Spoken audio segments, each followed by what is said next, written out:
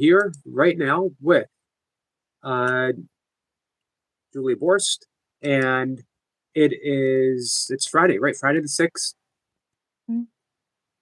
It's day, as you and I were talking about backstage, it is day 37 if we're following along with the course. And as you and I were saying backstage, that things are starting to get exciting. Mhm. Can you explain that a little bit? We're extending now. So 37 is my holiness blesses the world. And so now we're getting in touch with what we really are. And the ego is going to resist this with everything it has, but you're holiness and you're nothing but holiness forever. Thank goodness. Nothing has ever touched or marred or interfered with your holiness or the holiness of anyone else. And we have to kind of disregard the drama we're playing out here because the ego will go to the drama and give reasons why a being is not holy. But remember, I'm seeing this drama because I wanted to, and the only reason I could see this drama is that I'm insane and confused.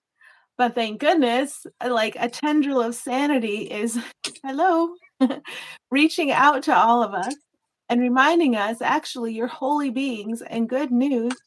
Everyone else is a holy being. And now you get to extend your holiness and to see the results of that. My holiness blesses the world. Now we get to see why are we here in this crazy place? What can we do? Now we get to find out. It's an absolutely beautiful answer, Julie. Thanks. That came out so beautifully and so um, like straight from the heart, straight from the source. Thank you for that. Mhm. Was that difficult for you? Was there any part of you that rebelled a little bit that said, "I can understand Yeah. that," except for this person? Uh, Yeah. Definitely not this person. My holiness wants nothing to do with that guy over there. I mean, current example, although I'm not finding this part hard, but I can see why it would be Deepak Chopra and Jeffrey Epstein. I mean, anyone you call else, anyone you call other, any being you think of, their surface is the what I wanted to see in the fantasy. I had a need to see bad guys because I felt so guilty from separating from God, which I didn't do, that I needed to explode into a fantasy of good guys versus bad guys. And I could spend centuries, millennia, lifetimes engaging in trying to be an especially good guy or trying to enjoy the pleasures of being an especially bad guy. And both have ego pleasures, superiority, moral superiority. But now we get to drop the entire facade and remember no one's ever done anything wrong. And I have had an extremely active and distorted imagination, but that's all that ever happened. The relief is immense. And so you asked if I had trouble along the way. I did. I was on my knees crying in my kitchen one day. I remember thinking, this is like chewing glass, because you think the ego is you. And where you encounter it, you might try to fight against it. It's a terrible, awful battle. But then you eventually realize it's not me and it's not anyone else. And I just have to stare steadily at our holiness, and that takes care of everything. Thank you for that, Julie. What was harder for you? Um, Thinking that my mind is part of God's and that I am very holy, or that others, the appearance of others, are very holy too? Was it harder for you to accept your own holiness or the holiness of others? I think it must be harder to accept my own holiness because I still get into a terrible tangle in my mind sometimes, where you think you should or could do better in life, where you want to give. Like if you have a lot of people in your Facebook Messenger asking you for money and you don't know what to do about it and you feel terrible. I still feel terrible. So I'm anytime I feel terrible, I'm not seeing myself as holy. It's really one piece because in that moment, I'm not seeing you as holy either. If I were to idolize somebody and say somebody's especially holy, that's not true holiness. So whenever I feel terrible, I'm missing out on everyone's true holiness. It's joined, it's one thing. Nice. I think that if we got lesson 35, then Mhm. lesson 37 would come much easier, wouldn't it? If we truly knew our own holiness, we wouldn't even have to think about extension because it would sort of happen automatically, right? I'm trying to remember what I have a pretty incredibly terrible memory, so I'm trying to remember what 35 is. I bet it has the word holiness in it. I'm looking. My I mind can is read. part of I am very holy. Yeah. Um, that seems to be the answer to the all the preceding ones uh, throughout the next 50. Mhm, Once we realize that we are that my mind is part of God's and that I am very holy, it has to be. If our mind is part of God's, nothing mhm. God touches isn't holy. So therefore, so are we. Everything starts to make sense, It really does, and it's relief is just what seems prominent, the relief of and I have to revisit it many times every day because I will wander away from it, much like a mental patient, I'll wander away from the truth. So it's not like I'm able to speak of these things, therefore I'm permanently aware of them. No, but it seems to be becoming more and more stabilized in my experience. So that's also good. right? So we were talking backstage about how exciting it is at this point. We've Mhm. gone through those. To me, the most difficult ones where things are being seem to be taken away. Um, you have your version. You have your course with you. Yeah, I have the course. Yeah, I have Could the you give us Kindle. just a little bit of a preview without giving too much away? A little bit of a preview, what people can look forward to in the upcoming days and weeks, even months, if you want. I'm not sure I am good at that, but let's just see if anything comes in. Well, what comes to me right now is anywhere you're experiencing specific irritants in your life, there are lessons coming toward you that are going to very directly address those and give you points of ease, reasons for ease. And I can't name any specific lesson at this moment, but just in general, what also is coming to mind that is that we don't know what love is. When we believe we're bodies and personalities with pasts, we don't really know what love is. We know what ego's love is, which is attaching to other bodies and idolizing them. So what else is coming your way is gently removing your distorted idea of love that's very painful and leads to death and replacing it with what you are, which is real love and what everybody is, and replacing that with eternal life. So there's a big relief too, and that's coming your way. Well, you did an excellent job giving a preview. And I hope those who are there are a few here who are following the course uh, every day, doing the daily lessons starting at the first. So I hope that gives real you've been through the fire now, and Julie just gave you a wonderful preview of what's going to be coming up.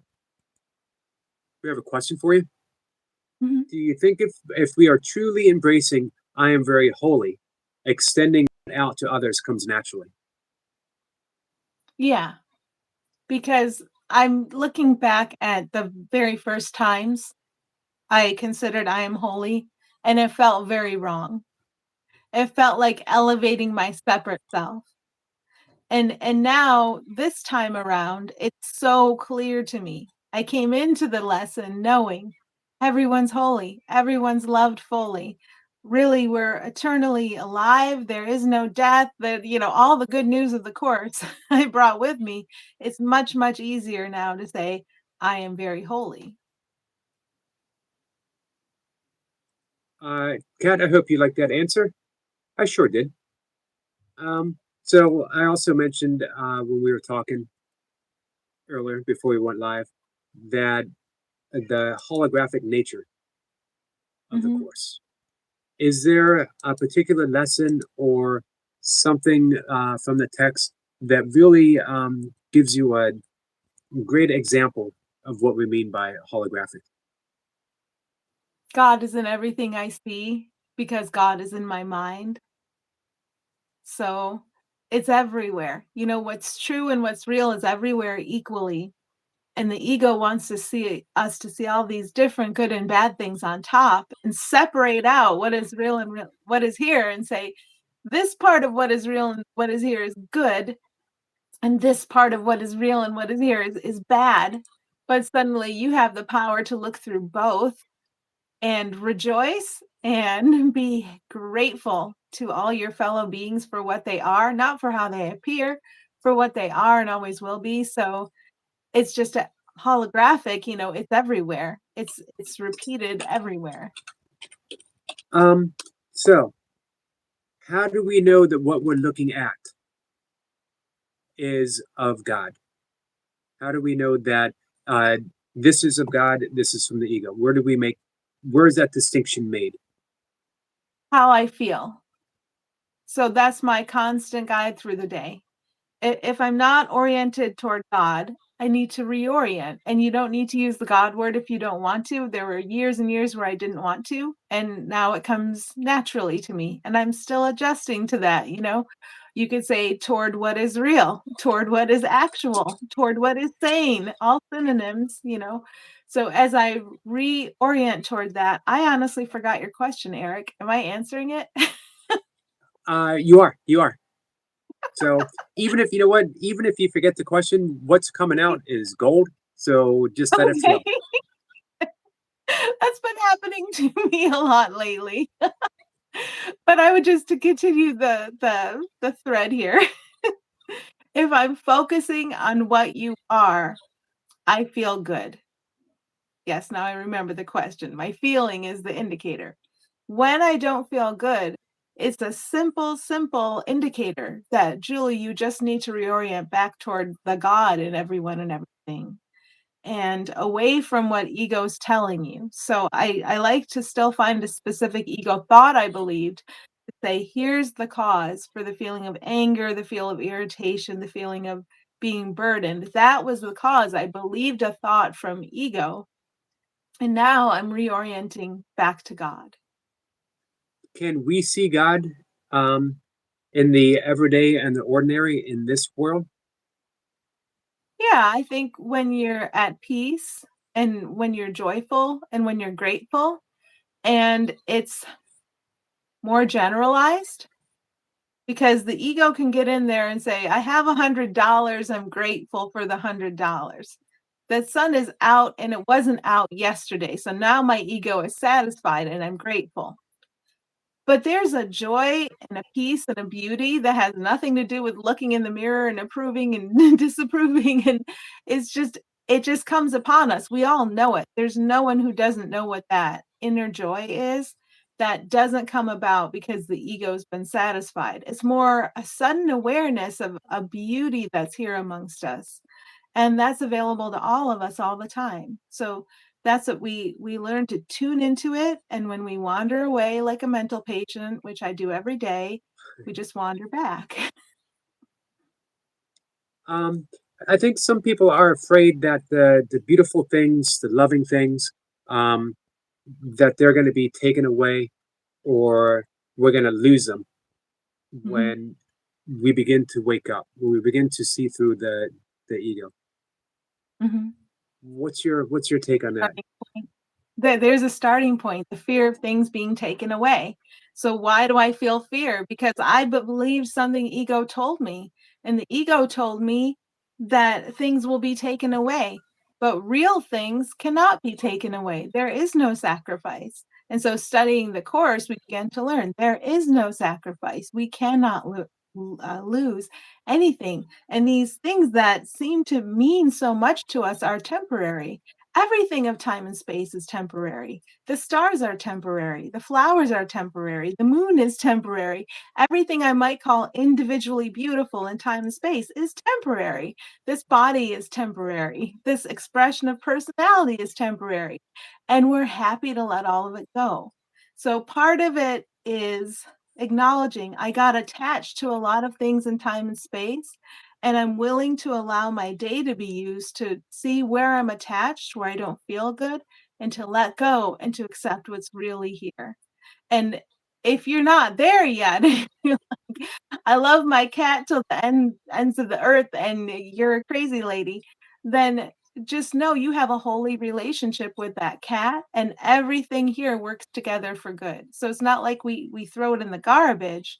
We're just not attached in a way that would hurt anybody. Okay, thank you for that. We have a question. Uh, is there a fine line between guidance and judgment? And what does guidance feel like? To me, guidance feels obvious and natural and like a flow. So if it's obvious, natural, easy to follow, there's guidance. And judgment feels constricted, tense, stressful, maybe pushing. And every day I get to play with that edge. Every day I get to see where the ego I is still trying to be in charge and run things and that it doesn't feel good. And every day I get to let go more. Um, so really, there's not a fine line at all. If you're They're going by what moving you were away. saying. Yeah. You're okay. I get you. You're right. Um, and we have another question. If Jesus taught complete humility, yet spoke with divine authority, how do we truly separate pure ego from spiritual confidence without falling into either pride or false humility? I think it begins with others because when I'm judging others, there's a guilt within me, and I'm trying to throw it out there to get some relief. And it's okay, they know not what they do. It's okay when you catch yourself judging others. But if you practice with all of those judgments and understand every single time my ego's lying and I believed it, and that caused the feeling, not the person, not the situation, not the actions. And my ego's lying, but spirit's here, and spirit doesn't lie to me, and spirit can guide me, and I think that guides all of us into resting in that humility that we share, seeing it in everyone, seeing it everywhere, no matter what the person seems to be doing. It doesn't matter. We're not here to judge the person. Humility, if it's present anywhere, is present in all of us and it's shareable and it's something we can't lose. It's something basic. So I think if we're just resting in what everyone shares, regardless of appearance, and we want in our hearts that to guide everything we do, say, and see today, then that feels like a good place to be. It does. Um, you ready to take a leap forward into the lessons Yeah. all the way to? I was telling you about our friend who's in the chat now. Uh, Hello. the we mentioned the holographic nature of the text, and he said he could see it Mhm. with um, 128, 129, and 130. Those three together for Okay. him, and I easily see it as well. It presents the entirety of the course right there. There's three little lessons. Oh, yeah. The world I see holds nothing that I want. That's beautiful to me now. I feel like I'm just about to be free. Um, so the world you see holds nothing that you want. You can see. Mhm. Was that ever a problem for you? Not a big problem. I think by the time I came to the course, I was ready to leave. I know we're being guided through and out of time and space, and we're all of us are truly prior to and beyond time and space. And I know everything we experience within time and space gets used for the benefit of all of us as we learn how to allow it. So it's not like we have to run away from time and space. It's more about the allowing it to be used, every tiny little aspect of it. And let's see. The world I see holds nothing that I want. But we're Mhm, also talking about the world that we see through the lens of the ego, mhm, our perception holds nothing that we want. But yeah, without perception, then we see the real world, mhm, and the real world is what we want. And if every loving thought is true, every loving thought is real, then the loving thoughts that we hold for others, including our pets, including Yes. all the beauty that we see, all the truly loving thoughts, the love Yeah. without condition, they exist in eternity. Yeah. Those moments of quiet joy we have, no matter who we're with or where or anything, they're here. Um, yeah, to me, that really is a beautiful thought. Because as 129 says, beyond this world, there's a world I want. Mhm. Uh, you think you can unpack that a little bit? I'm gonna stop running away from God. I didn't actually separate from God. I didn't do anything wrong, and neither has anyone else I've ever seen here. And it's safe to go home. The only reason we've been continuing this drama is because we're scared to go home to dad, mom, parent, whoever you want to call it. And of course, I'm personifying it, but the symbolism must be helpful if I'm still doing it. We're home right now, but we think we're not. And we're afraid to return to the full awareness of home. And we might still try to cling to things that seem to be in our good versus evil drama. But this is like where we let go and we say, I don't have to hold on to anything here. I'm just so happy about what we are. And I'm so happy that we didn't do anything wrong. Um, and then the last one that he had in that little holographic discourse uh, Mhm. is it's impossible to see two worlds. Yeah. So how do we get to see one above the other? I think, first of all, let's be wise about how the ego is going to tempt us. So the ego will tempt us when we're amongst others talking about these two worlds and to say that one's seen the real world and I haven't. Or of these two people over there, I believe that one saw the real world, but I don't believe the other one saw the real world. And we start to slice and dice each other up and get competitive right at the moment when we're going to see who we are together. So I like to think about it as a cast party. And if you think of when you were a little kid, maybe you were playing pretend and you had people, maybe your parents played, you be the princess, you be the monster, and you're telling people who they're going to be in this game of pretend. And they do it for you. So you play the game. That's what this is. So you're the toddler and everything in your experience, you've told them what role they were supposed to play and they played it. And now we're at the cast party. Here we are in the real world. Everyone's makeup is gone. Everyone's costumes are gone and they all love you. And you can see so clearly that you love all of them and nobody was their role. And if they played a role, you asked them to. And oh my goodness, the oh my goodness beauty of that's the real world. Um, so, Adam, do you have any questions about any of that from what we were talking about, from what Julie has offered? Uh, this was inspired by the little dialogue and messenger that you and I had. We have another question. Uh, if inner peace is only attained by awakening from the illusion of separation, then who is the entity that awakens Mhm. if the individual consciousness itself is part of the illusion? I could tell you the way it seems to me now, and that way might change because what seems to get put in my mind changes. But there's one son of God, as the Course says, and don't be bothered by the male language. It doesn't really matter. God has one child, and together we're that one child. So if you think for a moment about with everybody you know being the one child of God, what is there left to be?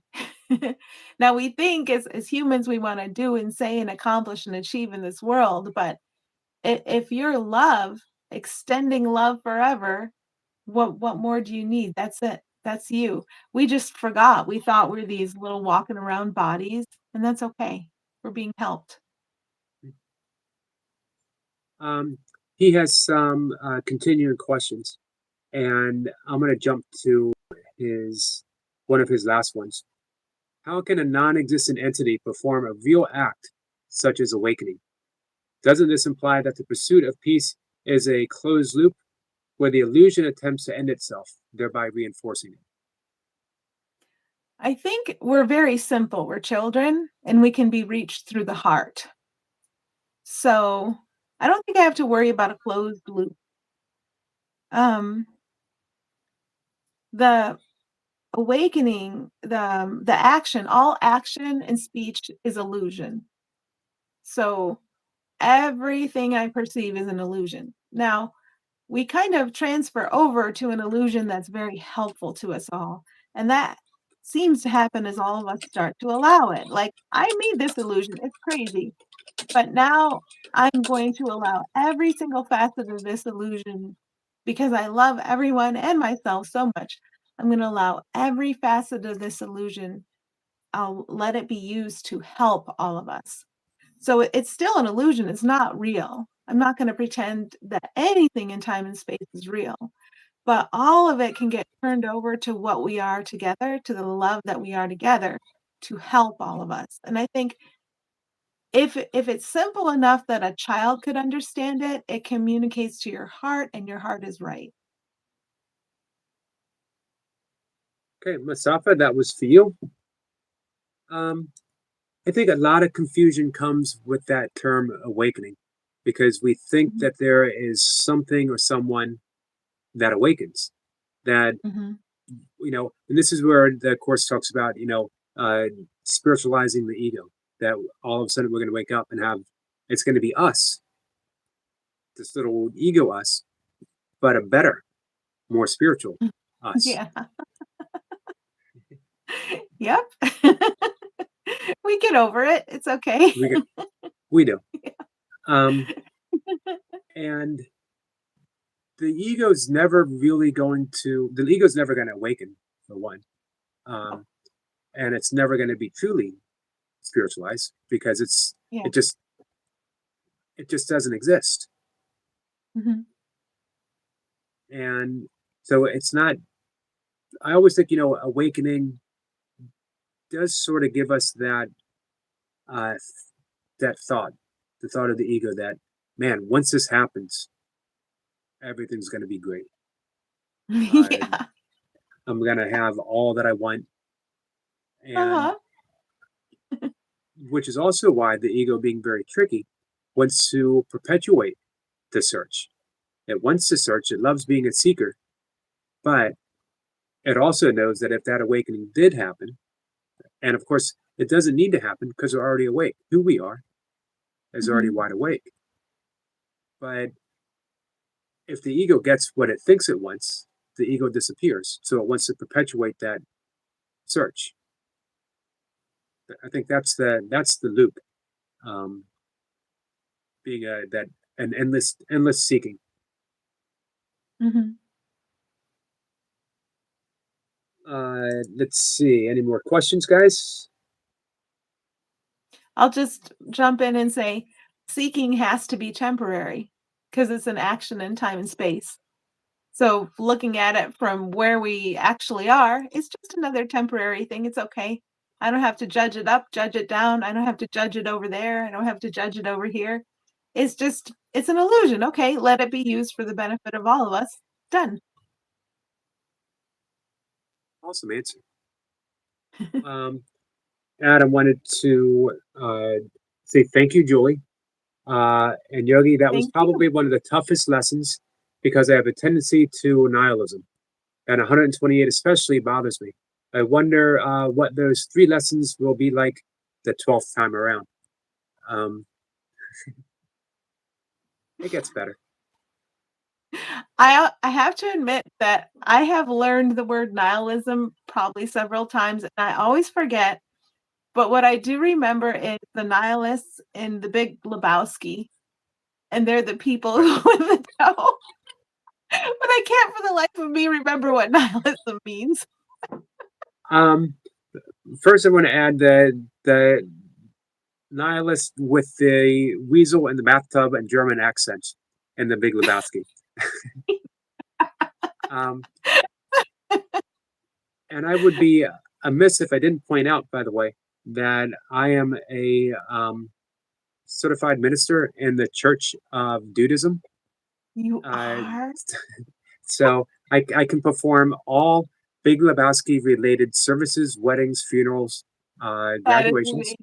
So if anyone wants to get married in the Church of Dudism, I'm the man for That's the, I'm the man for the job. Hallmark and you, dude. Love that um, movie. and nihilism would be that nothing has meaning. Mhm. There's no hope. There's no love. Okay. Ultimately, everything is empty. Everything is non-existent. Ultimately, Uh-huh. Okay. and Alright, I get it. some people do think that the course has a nihilistic tendency because we're denying this world. But there's a promise. Mhm. Definitely. Yeah. Um, let's see. Praveen says he would like to say something to you. Shoot, Praveen. Anna says the ego doesn't exist. It sure doesn't.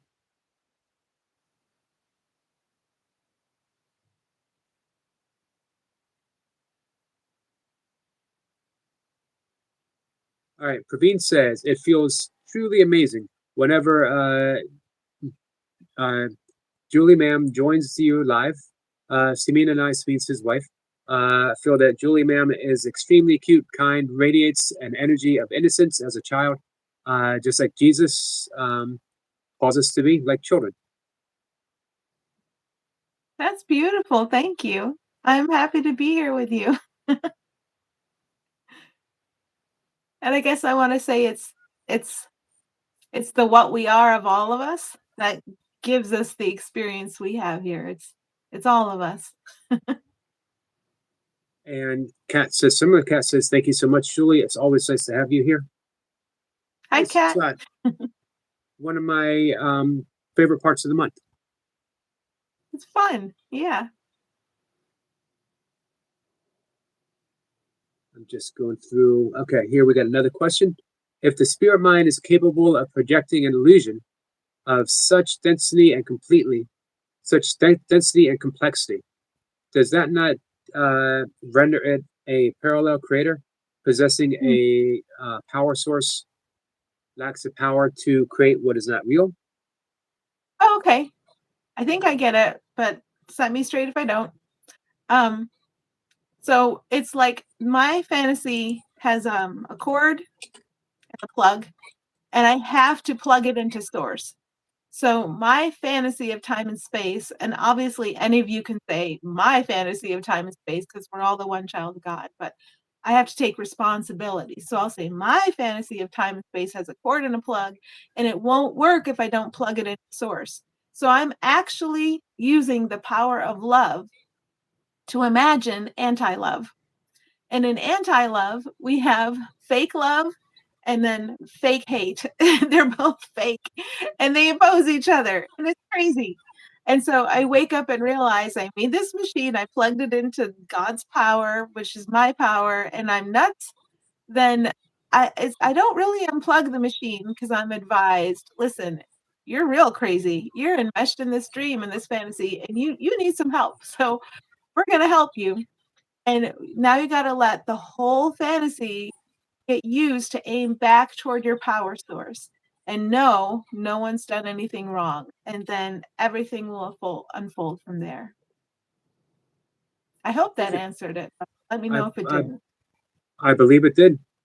Um, and I was thinking that the split mind isn't capable of projecting an illusion. The split mind itself is an illusion Mm. because the Right. mind isn't really split. Um, all we have is the complete mind that um, is, this is where Ken Wapnick would speak of, metaphor, saying, Mhm. split mind, or, that we have three parts of the mind. We have the ego mind, we have the Holy Spirit, and we have the decision maker. Mm, Um, mhm.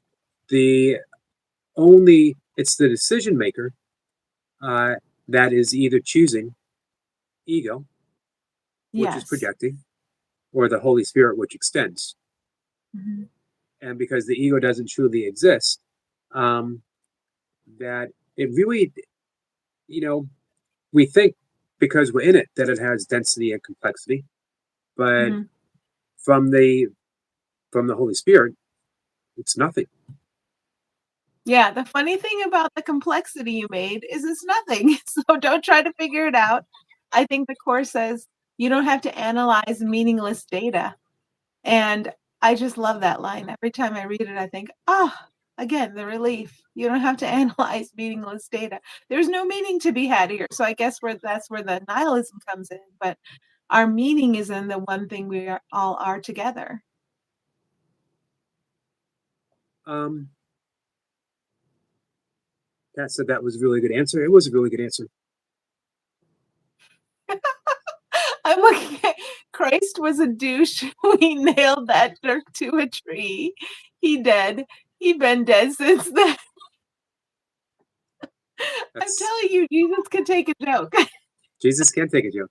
Um, Jesus Jesus remembered he remembered to laugh. Yes. Oh my gosh. Um, so I wanted to go back to what we were talking about, but I lost track. I lost track of where we were with Mark. Mark is the one who left that comment. Um, Mustafa says, "How can peace be the solution if it is merely a reaction to repair an error, while perfection knows no reaction and acknowledges no error?" I would say peace is everywhere all the time, and peace is what I ignore. And when I think there has been a problem and that peace is absent, I need to reorient toward the perfection, toward peace. Those are synonyms, perfection and peace. They're always here. They're never not here.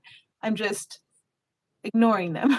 So I just reorient toward what is here and allow the illusion to conform to that. Nice.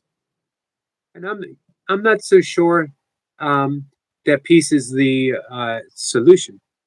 I think peace is Mhm, a natural outcome. mhm. The solution is always and only choosing the Holy Spirit. And when we Mhm. choose the Holy Spirit, uh, peace is what is a natural occurrence from that choice. Yeah. The awareness of the peace. Yeah.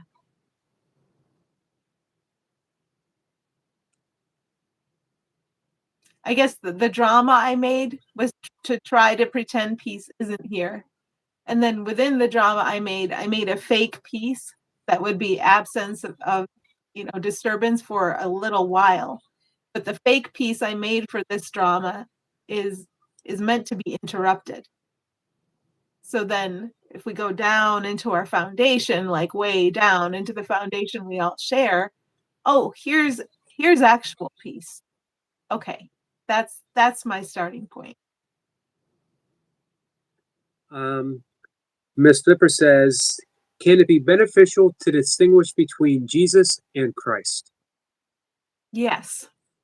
If you have a Jesus allergy, which I had for a long time, you might not want to say Jesus, think about Jesus until that time comes, if it ever does, because um, in various cultures, or maybe you're not going to boil it down to a personality. There are so many ways for your mind to be helped, and of course, we don't even have to use the word Christ because Christ is oneness. Christ is peace. Christ is unity. Christ is, there are so many synonyms in language.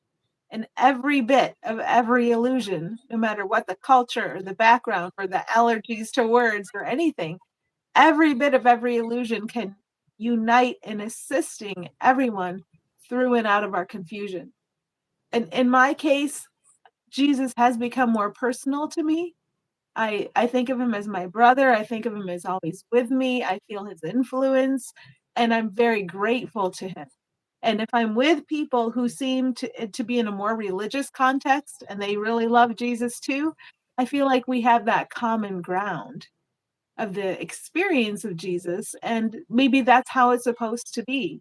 Because in this illusion, we're kind of matched up to the people we can be helpful to, and those are the people we meet and we experience. And so it's going to look a little different for all of us. Thank you. Mhm. That was a great question, Miss Flipper, and I love the answer as well. Mhm. I always loved I think it was Gary Renard wrote that Jesus was the ultimate follower. Everyone talks of Jesus being a leader, but he is someone who followed nothing but the Holy Spirit so fully Yeah. that Yeah. he became the Christ. He Um, follows the light in you always, and I right, love speaking of him in the present tense because he's here, but I don't have to insist he's here as a personality. I don't even have to mention him. He'll come to mind if I'm supposed to talk about him. right. So what I hear you saying is you don't consider Jesus to be a douche,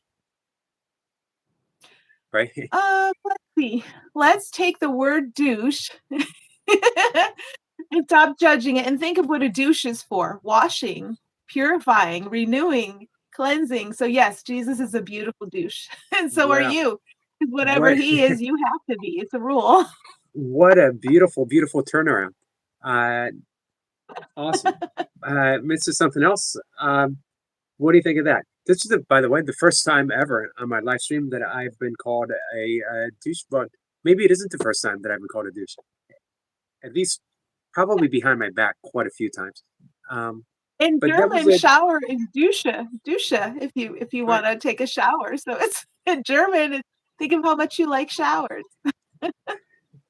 I actually love that Mr. Something Else, a friend Mark, put that comment in there because it Mhm, really does show everything is a teachable moment. Everything is as an example to demonstrate, to remember to laugh, to be gentle. And again, it was such a beautiful turnaround. So thank you, Juliet, Mark, and thank you mhm. for that comment because it really did. Yes, We could see that it really made Julie laugh, and it made me laugh too. it did so much.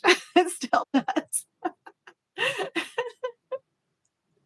Um, I wonder, because I'm making the clips, the shorts. I wonder if we should do specifically Oh, that would be that fun. as as a Yeah. clip.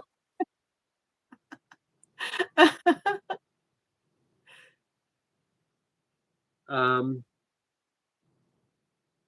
if the absolute mind, God perceives only truth, and truth contains no illusions of separation, then God, by necessity, cannot perceive our existence here, nor our suffering or our desire to return. Mhm. There has to be something at home that's fully sane, that's not involved with our tomfoolery, and that's our creator, our source, God. But God created the voice for God, the Holy Spirit. And what are you? Who is everybody? Spirit. So we're one with God. And yet, you're right. God is not at all involved in the illusion we made. Yet God made the remedy for the illusion we made. So we're good. We're fine. We're not in trouble. Um, And trouble is a concept for the illusion. God would never create trouble. right? If God would recognize that and the insanity, that would mean God was insane. Right. Yeah. By the way, Kat says, "Dang it, she is so good."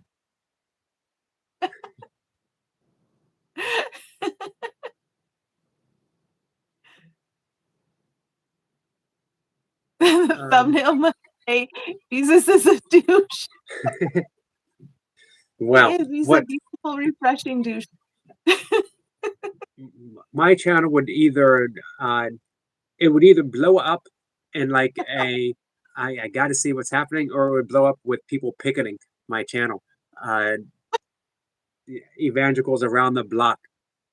You Yeah. remember You never know John who Lennon? might come. John Lennon got in trouble for saying that the Beatles were bigger than Jesus, and Oh, people yeah. had bonfires burning Beatles albums. And Wow. here, uh, with you and I saying, yeah, of course, Jesus is a douche, and so are you. Uh, we're gonna see what happens. We're gonna see what happens. Um, Mark is either gonna, Mr. Something Else is either gonna make my channel huge or burn me and what is it? Yeah. Do you see a question? Oh, yeah, I see. I follow the morning star. Jesus is a tool of control and a tool. Lucifer had the smarts to get the hell away from all that noise. I like that too because I'm thinking that I had the smarts to get the hell away from all that noise. That's what I did. I made time and space.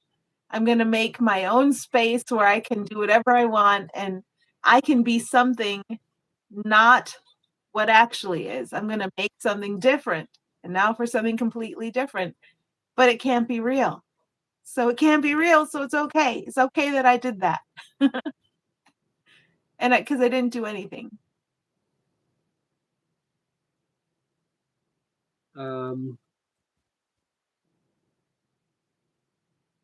What else do we have?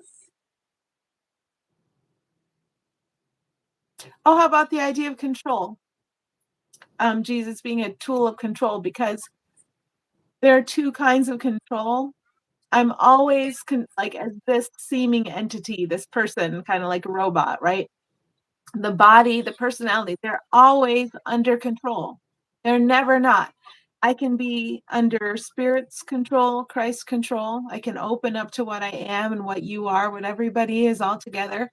Or I can be under ego control. And I'm familiar with both. We're all familiar with not feeling good. When we're not feeling good, we're under ego control, and that is okay. There's help for us. That sort of leads me to think, Julie, what are your thoughts on free will? I think my freedom is with you guys. So realizing that I'm of one piece with all of you, there's my freedom. Now, when I originally made this illusion, the part of the thought of the illusion, I'm distorting this a bit by talking about it, but I hope I won't go too far astray. Was I'm going to go, there can be a separate way, and I'm going to go that separate way. But now that I see there's only one will, it's God's will, thy will be done. And when I align myself with the only real thing, which is God's will for perfect happiness for his child eternally, there's freedom. Freedom. My freedom is in being love and extending his love forever. And we don't have to analyze personalities and bodies to figure that out. Just know we're on the ride through and out of this opposite. We tried to make an opposite to that. And we're on the ride through and out of that opposite together. Thank you. Miss Flipper wants to know, will Adam of the Garden awaken? Thank you, Miss Flipper. Before I answer that, I feel like, like I feel a disturbance in the force. I kind of feel that. And like I feel a little worry and I want to expose that. So I feel a little worried, and the thought I'm attached to is like people in the chat feel disturbed. There's a disturbance. So I want to expose that thought, and I want to set it down intentionally, and I want to remember my holiness blesses the world. My holiness blesses everyone in the chat. My holiness blesses this event, this experience we're having together, because I need to reorient and not pretend, I'm this persona. I have to, when I'm experiencing a disturbance, I need to address it and reorient toward what is real about all of us. So I hope my reorienting helped you if anybody out there needed to do that. And then, so the question is, will Adam of the Garden awaken? That's inevitable. I think the Course says Adam fell asleep, and nowhere does it say that he woke up. So I think one thing we can acknowledge is if we're experiencing time and space currently, we as Adam collectively are asleep. And I talk about being narcoleptic, like if I'm angry or nervous or uncertain, I've fallen asleep. But I can kind of approach awakening when I acknowledge there's something here helping all of us. Our awakening comes at the end when, so I wouldn't pretend to be awake here, to say I am an awakened one. My perspective is we all wake up together. When the call goes around the entire world, God's son is guiltless forever. And everyone we meet seems to know that completely, however long that takes. That's our awakening. What happens after that? So we're here as workers to work toward that awakening. Oh yeah, miracle workers.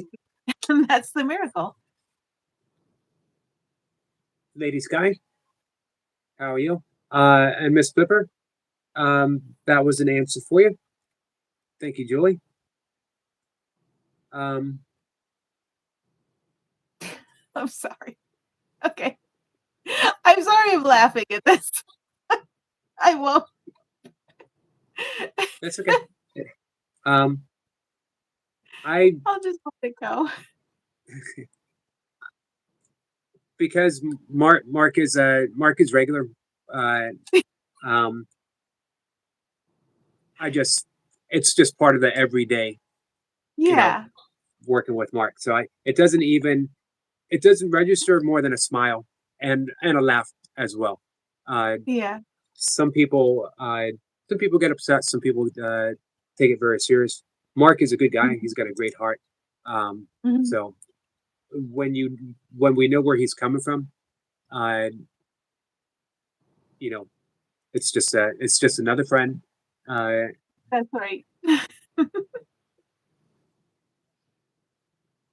Hey Lee, but Kat is right. Let's ask that some of the language be toned down because we do have young people in occasionally. This is absolutely true. Thank you, Kat. I appreciate that. Um, so uh, let's talk about the course and what are you doing this year?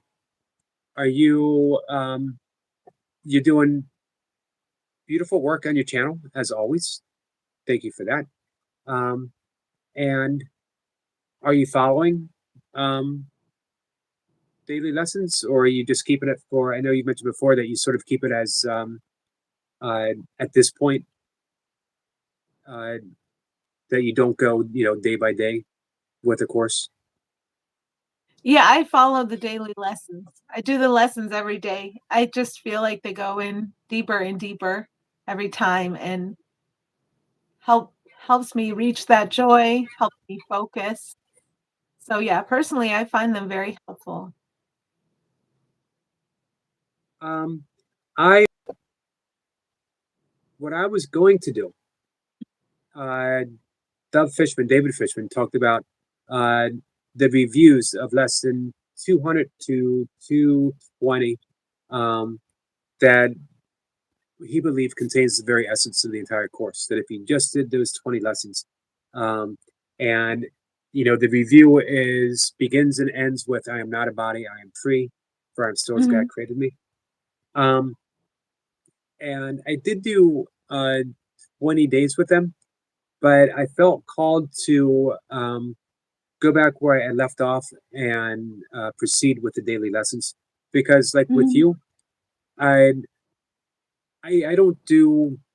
I love doing the daily lessons. At this point, I don't do them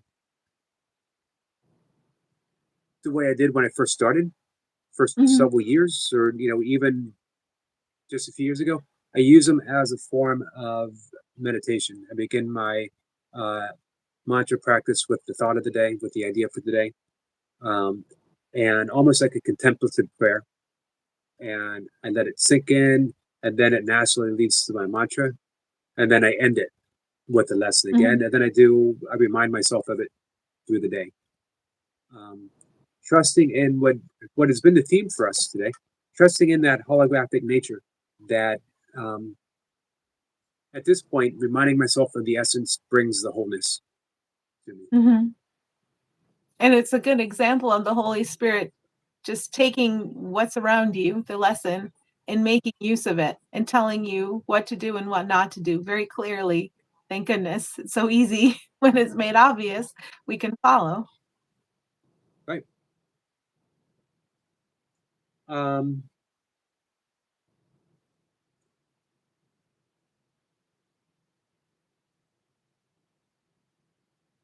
Thank you, Mark. Mark says that he loves me. This is something else. Um,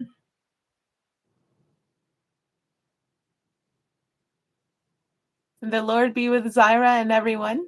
Amen.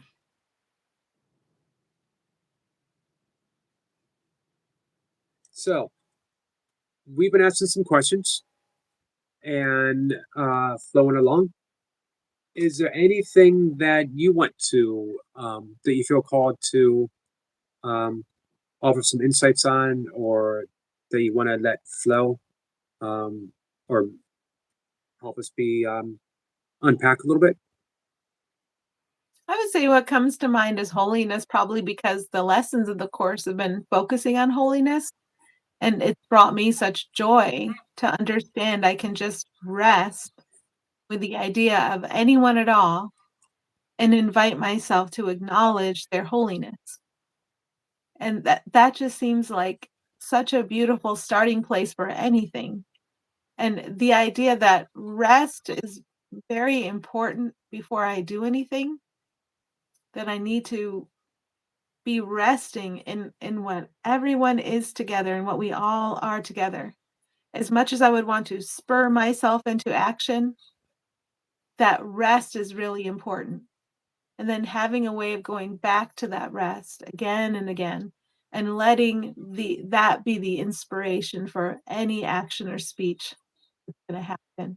That just steps forward for me right now. I don't know what everybody else's experience is, but it's just as important as mine.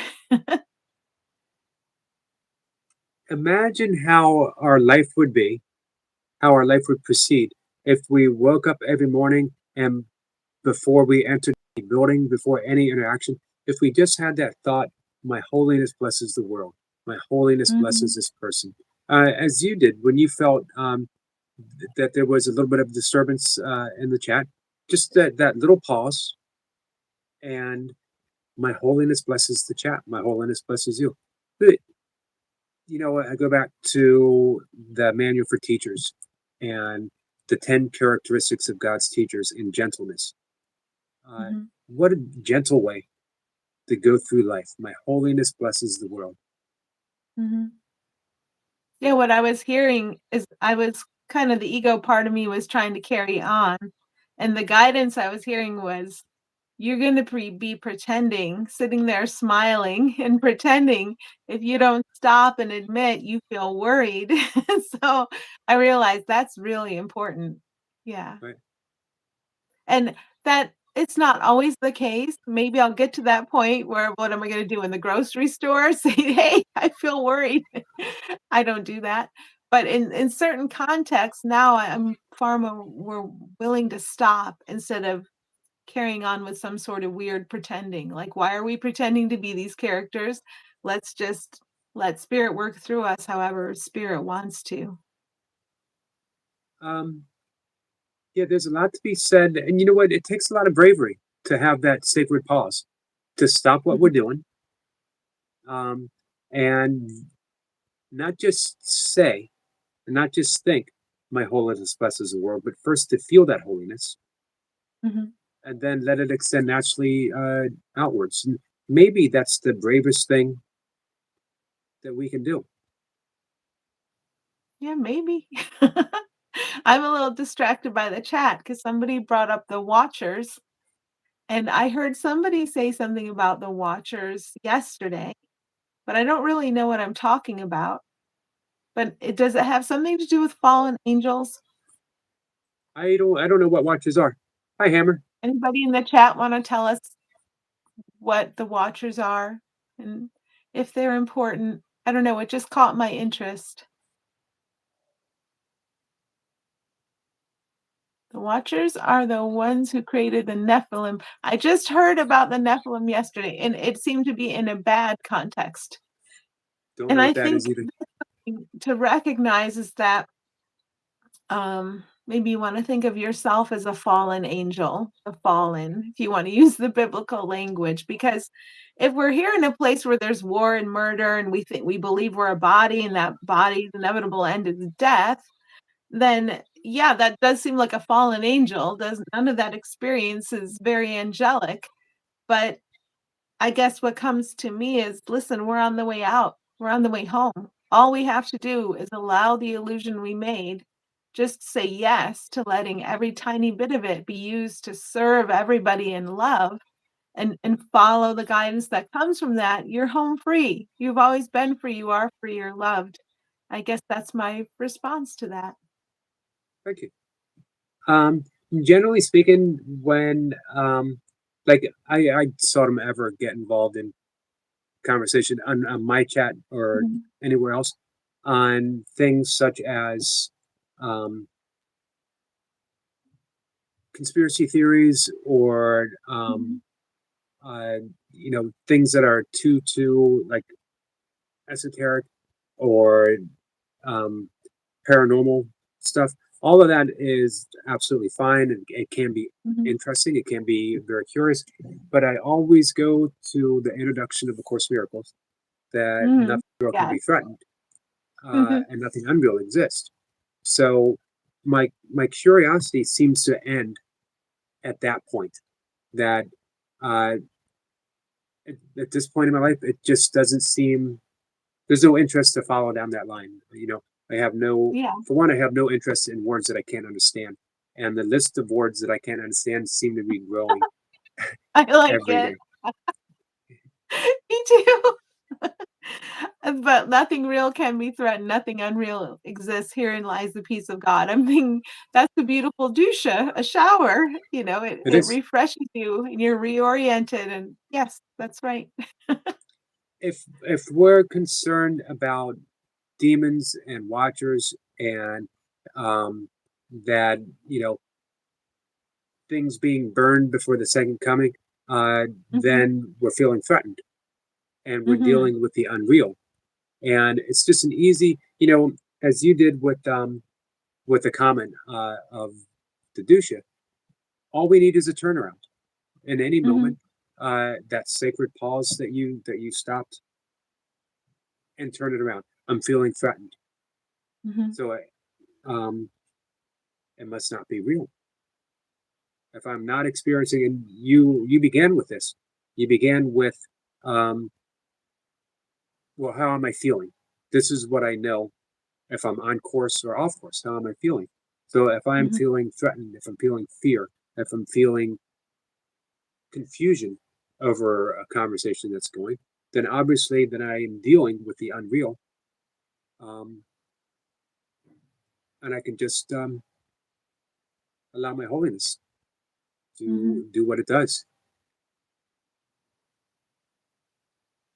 I think what I experience is still important is if I hear somebody talk about what, my ego calls scary things long enough, I do begin to react. And so I have to notice that reaction point, and I have to maintain honesty with spirit, and I have to stop, and it seems to take time, like even a lot of clock time that would be taken away from activities that could be a human accomplishing and achieving things. But this work of just admitting every time I get scared by anything, like a child again, and getting turned around. And everybody has that power. I don't think I recognize it yet fully, but everybody has the power to reassure us. I'm thinking of a story. It's like a woman's walking home and she feels scared and she asks the men who are around her on the street to walk her home because she feels scared.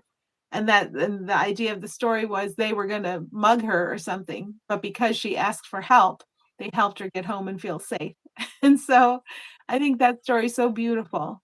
And if we can acknowledge anywhere we feel any tiny discomfort and bring it to the surface. I probably am only doing this a very little bit, but I think that's very healing. It is.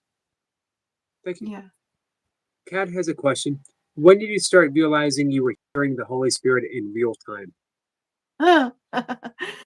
Oh boy. This brings up a story I have an egoic belief about. And so I'll expose that. Oh, I was just talking about that and here it is. So the ego belief that I'm still attached to is this story makes me look weird. Okay, so I'm going to set that down and say my holiness blesses the world and reorient and continue.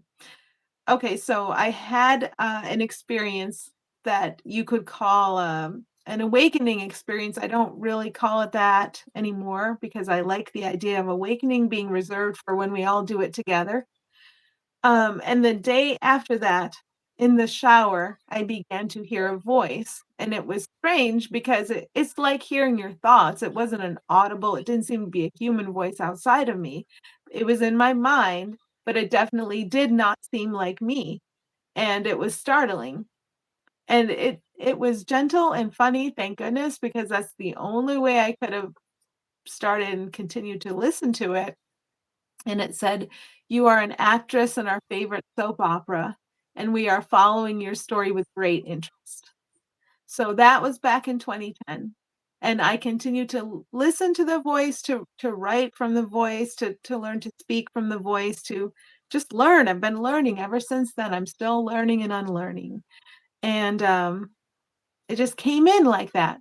But I would say you don't have to have an experience, a weird experience, anything like that because it can just kind of slide into your awareness. And now when I talk about guidance, I just talk about things becoming obvious and clear to you and easy to follow. So I wouldn't say like in order to hear the guidance of spirit, you need to have an experience where you suddenly hear a voice like that. It it can just be what you recognize as your own thoughts just becoming obvious, clear, steady, stable, beautiful, and loving. That's more of the experience I have now. And right at the beginning, I called them my light friends. I saw them as little Mhm. balls of light. I called them my light friends. And they said, "Our voice will become your voice." And now that's how I feel more about it. It's not like that first experience. It's like, it is my voice if I know how to tune into it and speak from it. And it's everybody else's voice too. If I know how to appreciate you and listen to you, then that beautiful guiding voice is everyone's voice. It'll speak through everyone. It's just love. It's just very plain and ordinary. Thank you for that. Kat, thank you for the question. I appreciate that. Uh, the right question sometimes can just help us open up. Sometimes to an Yeah, answer sometimes the answer we don't even know was there until that's we right. start talking about it. So I really, really appreciate those questions. Thank you for it. Kat, Kat says, "Wow." So she liked your answer. Guys, we have time for a couple more questions if anyone wants. And I would urge people, friends in the chat, that, uh, well, I would remind people that um, the conversations that we generally have are very specific. We're talking about A Course in Miracles, course related. We're not talking about the Bible or biblical references. We're not talking about the uh, Jesus of any particular church, of any particular faith. Um, so sometimes the answers that we give might not make sense to someone who is coming from that type of background. Mhm.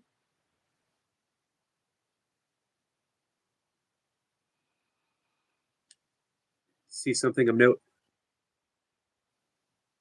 Oh, if we are all one at this moment, I'm feeling a little schizophrenic. And that's good because all minds are joined.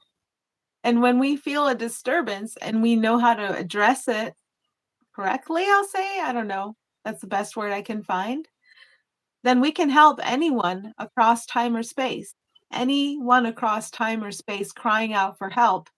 You can become aware of that call for help, and by simple reorientation in your mind, help anyone, anywhere, at any time. So you're that powerful because I'm that powerful. We share the same power. Miss Pippa says, how is prayer according to A Course in Miracles? I would say it's going within, and it's when we go within, we acknowledge what we are together, and we just rest in what we are together and wait for guidance. How does it seem to you, Yogi? Um,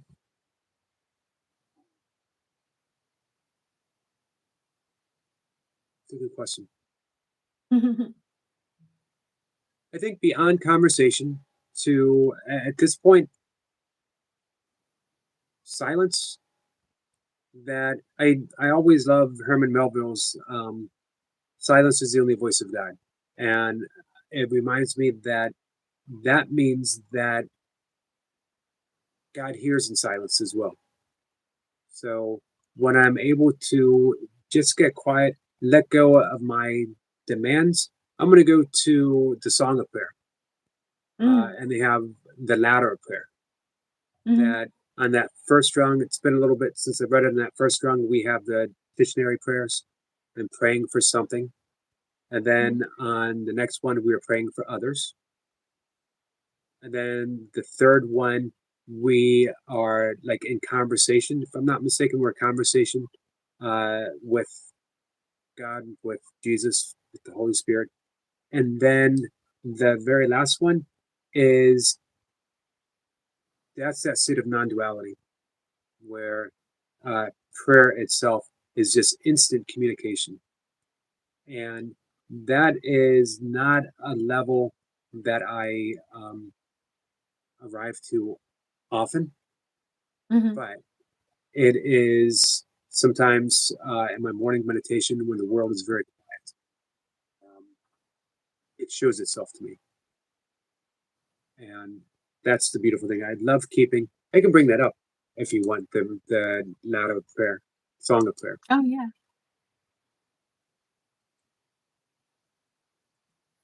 The ladder of prayer begins with praying for others, praying with others, and then the ladder ends. That who was it in the chat that asked about humility? Prayer is a way of true humility. Oh, okay, yeah. Um, and there's now you can say to everyone who comes to join in prayer with you, I cannot go without. This is what you've been summing up the entire discussion. I cannot go without Mhm, you, for you are part of me. mhm, Um, so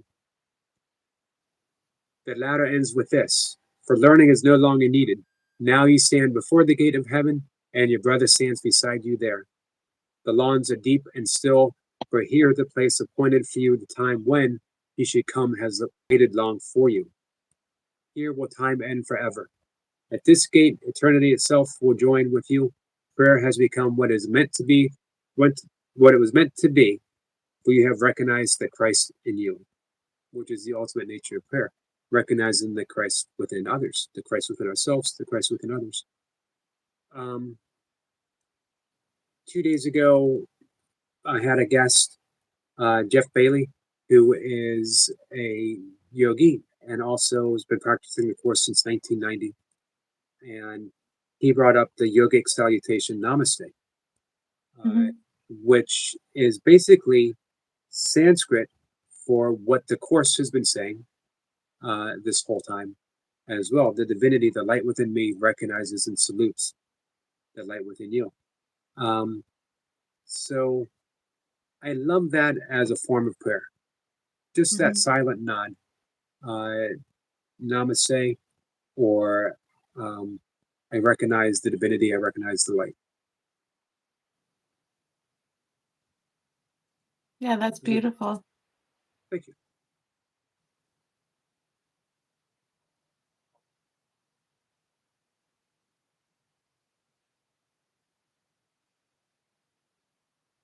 All right, guys. So um, we'll wrap things up in a couple minutes. An hour and 15 minutes flew by Yeah, it beautifully. did.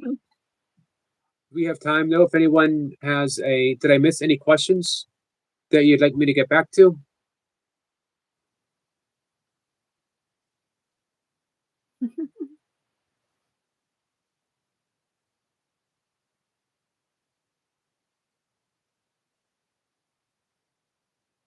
I like that. Redeemer says the privilege of prayer is in praying for others. Mhm.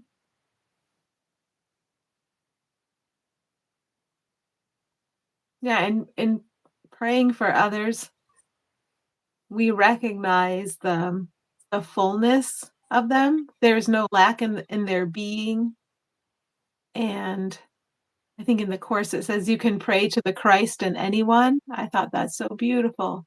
Recognizing the light, that God is in everything I see within anyone. It's the same thing. Beautiful.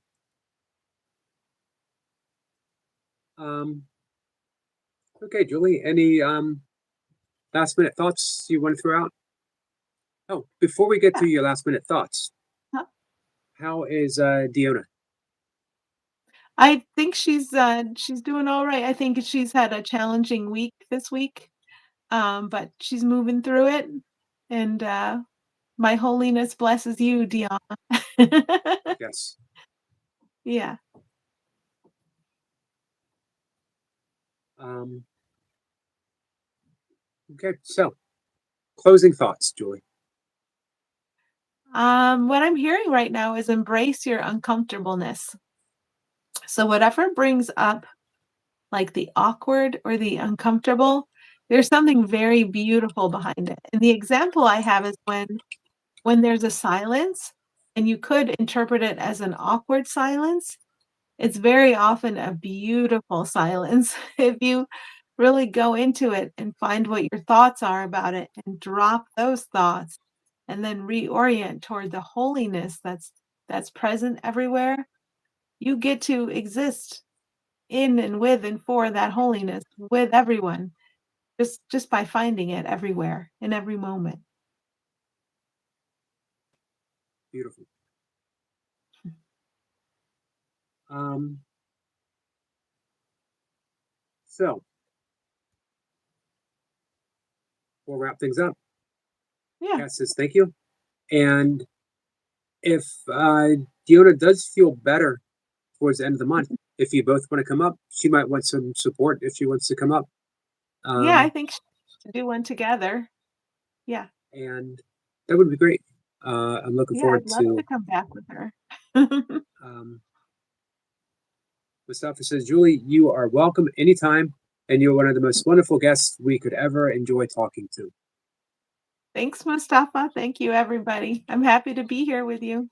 Okay, thank you. Hey, on the theme that we have been working with uh, throughout this live stream, Julie, Mhm. my holiness blesses and envelops you, my friend. My holiness blesses and envelops you, Eric. Yogi. Thank you, and everyone in the chat as well. So thank you. Thank Love you, my friend. you, everybody. Bye. Bye.